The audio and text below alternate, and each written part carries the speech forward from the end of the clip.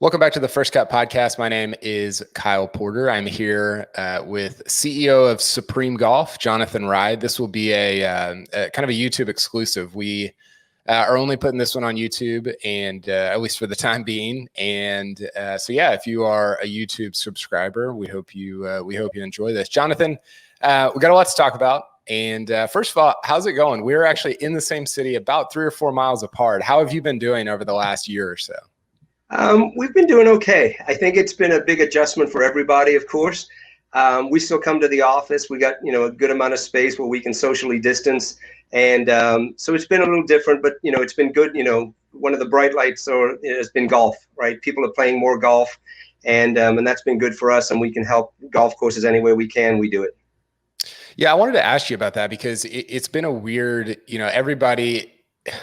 it's been a weird time over the last 10, 11 months for everyone, but golf has been incredibly unique. And you kind of heard this from the very beginning of when COVID was kind of entered the United States of like, oh, well, golf can be kind of this safe haven, so to speak. And we didn't really know how safe it would be, but it kind of turned out that it was a pretty good place to kind of be outside. How beneficial has that been for kind of your business and everything that you guys do at Supreme Golf? Yeah, it's been tremendously beneficial to us. We had a record year on both sides of our business. We have our consumer marketplaces, led by Supreme Golf and partnerships with CBS. Golf Digest launched recently. Obviously, the new PGA Tee Times is coming up, which we'll talk about in a minute. And then on our core software side as well, because we provide tools to help golf courses, drive revenue, reduce costs through technology. And that was driven as well because, as you know, a lot of things went touchless as well. And when you can grab an app or get on the website and you can search for a tee time, book a tee time, pay for your tee time, and then have limited contact at the club as well.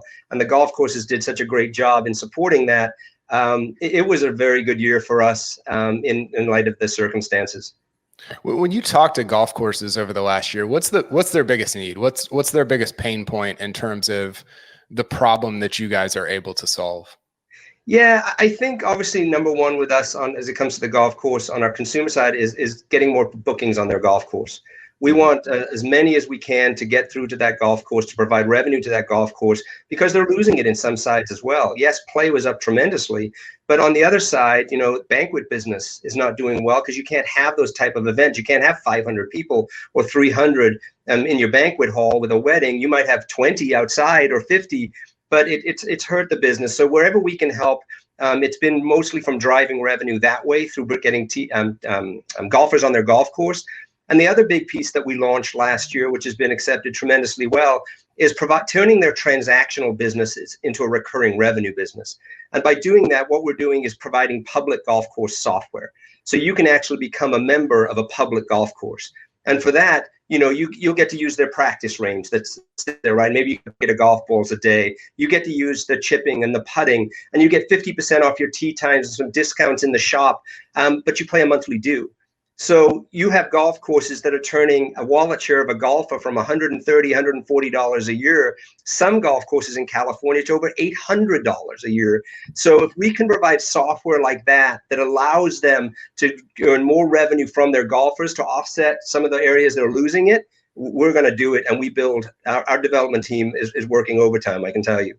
I love the idea of a public membership. That's something that, I think you've seen it some over the last several years, but probably more so now. That's something that I've always desired, just because I don't want to be really part of a private club. Maybe I don't have the money to be able to be part of some of the private clubs around here. Certainly I don't. And so is that something that you guys went to your partners with, or is it something that they came to you with? Yeah, I think a bit of both, actually, because I think one thing people ask me a lot of times, what do you think you do the best? And we always say we listen. We listen to the golf course owner and the operator. We listen to the multi-course operating. What are their pain points? And when you look at a business that if you have a business that if it rains, no one's coming to your register that day, well, you got to have a solution for that. Yeah, they can come in and have some food or eat or things like that, but they're coming to your golf course to play golf. Well, if you have a membership, and that membership, the range is from $29 to $79 a month, most about $39. So for $39 a month, if you can't play on Monday because it's raining, the golf course still gets the revenue. So we listen to them. We listen to what their needs are. We work very, very closely. The PGA has been tremendous in that because they provide us access so we can talk to their members and hear what they're saying, where are their pain points. And I think we've done a good job at listening. So we listen to both. And then we also come up, obviously, with ideas from our side because we have an amazing team of revenue and cost managers that have worked at Club Corp and American Golf and Century Golf. And now they provide that service to the independent golf course operator as well. Other than that kind of public membership thing, are there any other trends that you've seen that have been unique to the last year? I've read a little bit about maybe more par threes and more 9-hole courses and different things like that. Is that something that you guys have interacted with in terms of your partners as well? Yeah, a little bit. I think this year, 2020, or last year, sorry, was a little bit different because the demand was there for 18 holes, right? So there's a lot of people that wanted to play at a lot of golf. And really what we tried to help the golf course there was how to maximize the revenue. If my first tee time, let's say, of the day sold for $39 and I only have 3 tee times left now, halfway through the day at the end, should that still be $39 or should that be $44? And that's what we help them a lot. We have great technology with dynamic pricing tools to manage their tee time inventory to help them drive revenue. But the 9 holes is easy for a lot of people most years because they can, hour and a half, 2 hours, they can, get out quicker.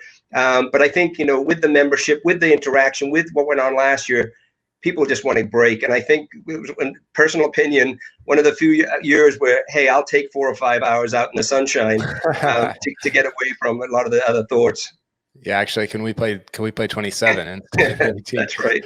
Okay, I want to hear more about this PGA partnership because to me, I was reading about it. It seems like a big deal. Now, this is not kind of the world that I live in necessarily all the time. So I kind of want to hear just from you, like, is it a big deal? And if so, why? And kind of how like, what does it look like for the average golfer? Like, why do they care that the PGA and Supreme Golf had partnered?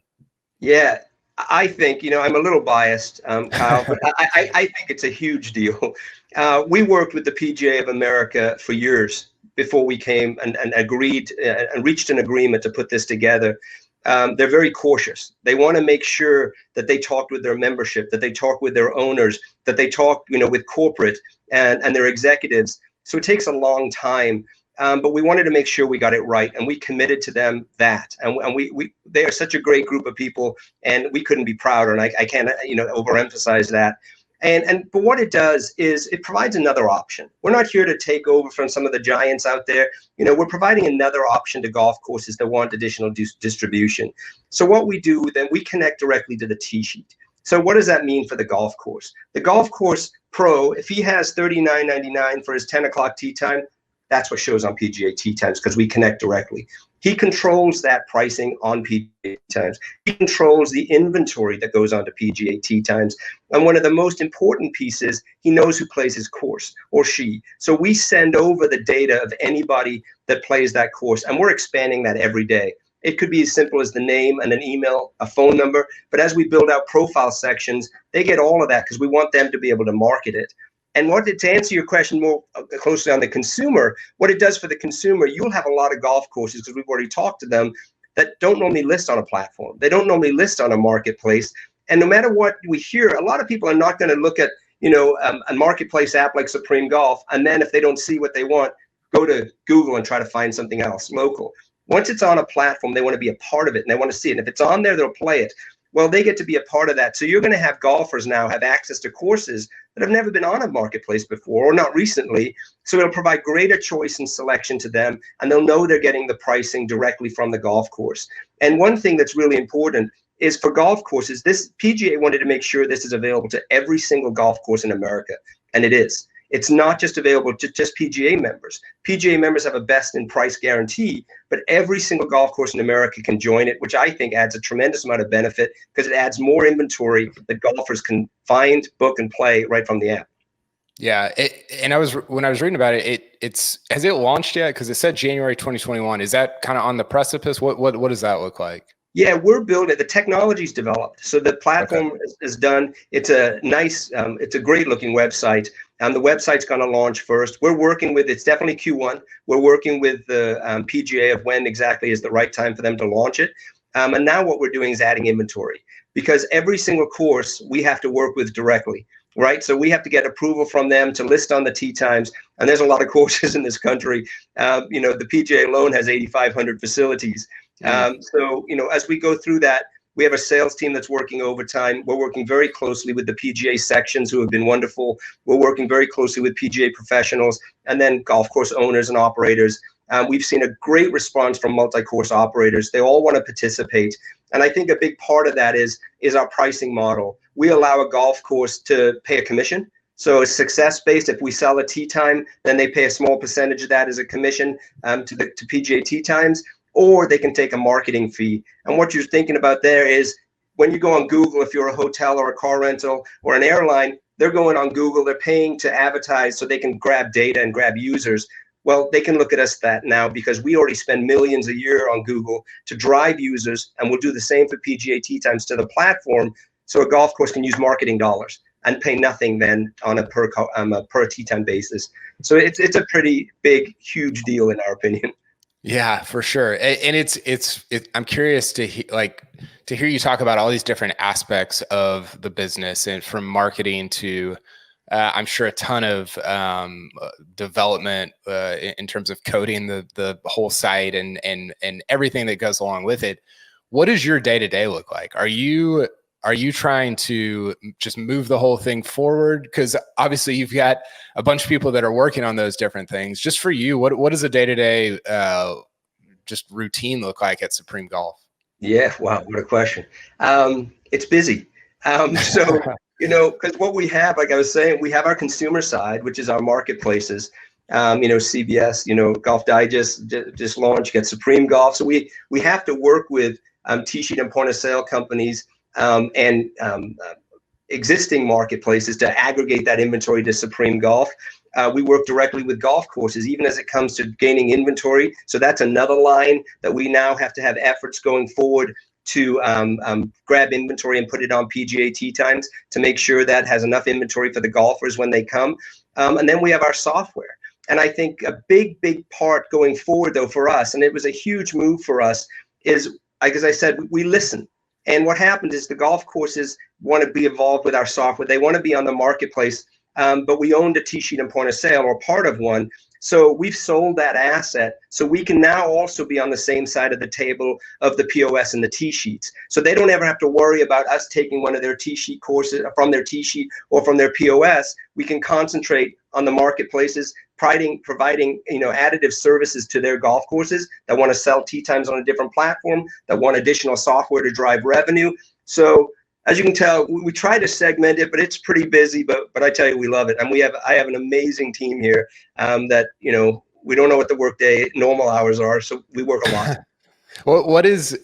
What transpired in 20 or as 2020 transpired? How did that change kind of the way you think about 2021 and beyond? Because I think that even for me, the way I cover the PGA Tour is different because of COVID, and I think that that's not just temporary changes. It's changes that could be permanent, at least for this next year or maybe 2 years. So is there anything like that for you guys that it's like, man, this, COVID transformed us, and these are some things that maybe stick around for a while?